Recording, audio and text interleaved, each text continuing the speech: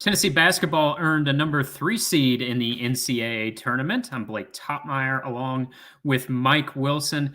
Mike, I know there was some disgruntlement among Tennessee fans that the Vols did not go up to the number 2 seed line after winning the SEC tournament. But overall, what do you think about Tennessee drawing the 3 seed and landing in this region where Arizona is the 1 and Villanova is the two teams that Tennessee's already faced this season?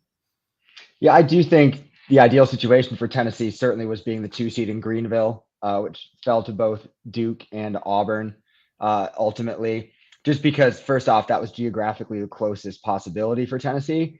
And it also, I believe, is a Friday game, and Tennessee obviously just played through to Sunday. That's an exhausting little endeavor that you go through. And they're turning around tomorrow now on Tuesday to head to Indianapolis. But in terms of the matchups and the seedings, I thought it played pretty well for Tennessee. I liked their first little pod.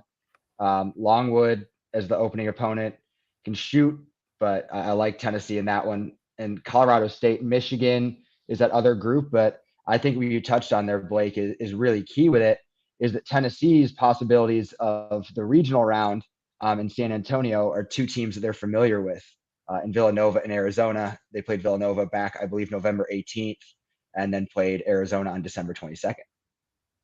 It's interesting. If you look back at Tennessee's season, I think if you would have told me on February 1 that they were a 3 seed and we were talking about them maybe, getting snubbed from the 2 seed line, I probably wouldn't have believed that. This was not a team through the first few months of the season that was playing with enough consistency to look like a top NCAA tournament team. But now, in the last couple months, since the start of February, Tennessee is 12-1.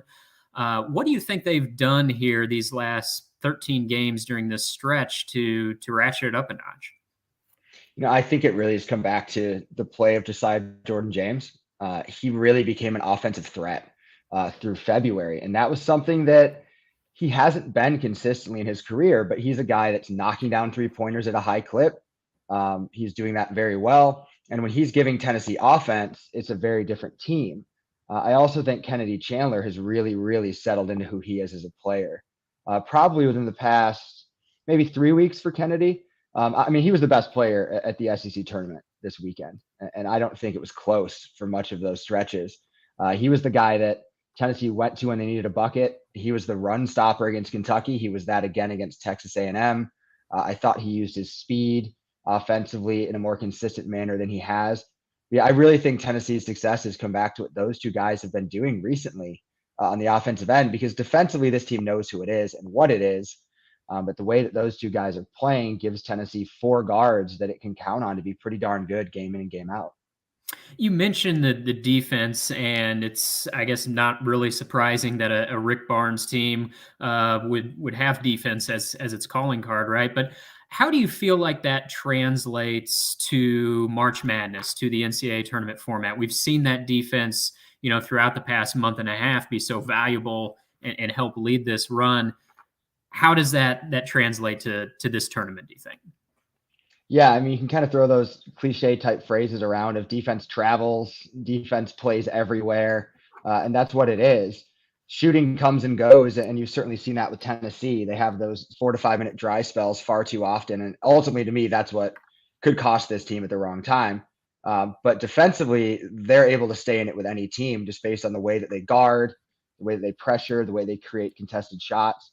The way that they guarded Kentucky and Tampa was as impressive as a defensive performance, kind of that first 35 minutes, I'd say, as I can remember seeing kind of the past couple months. But they've been very good on that end.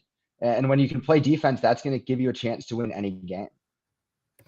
Do you think, is it beyond Arizona and Villanova, is there another team in this region that jumps out to you, or is it as simple as, chalk's going to play out and Tennessee's going to get that rematch with Villanova and Arizona? I know you don't hold the crystal ball, but as you look at this region, who else jumps out to you? I like Illinois. I thought they were probably the second best team to me in the Big Ten in the regular season. I haven't been high on Wisconsin all year. I know that they won the Big Ten. Johnny Davis is a tremendous player. As a team, I haven't been very high on the Badgers and what they bring. but right there with Purdue and Iowa is very hot right now. But I think Illinois is a good team as the 4 seed in that group. Don't really care for Houston as the 5. I haven't understood why metrics have loved them throughout the season. I think they finished top 5 in the net, which I must not understand the metrics because I didn't see what really added to that. And a funny one is Loyola. Loyola Chicago is such a fun team that people have latched onto in the past few seasons. They ended Tennessee's season, obviously, back in 2018. But Loyola is underseeded every year. They're a 10 seed this year. I don't know what they are net in KenPom, but I think they're top 25 in at least KenPom. So they're a team that plays good offense, good defense. They're well coached. Drew Valentine's probably one of the hottest young coaches in the game after Porter Moser left for Oklahoma. They would have a tough matchup with Villanova in the second round if they get there. You also have to get by Ohio State and EJ Liddell to get to Villanova. Sure. But Loyola as a 10 is kind of mean in a lot of ways to me because I think they're a lot better than that seed line. Mike will have all the coverage of Tennessee's run throughout the NCAA tournament, and you can follow it on KnoxNews.com.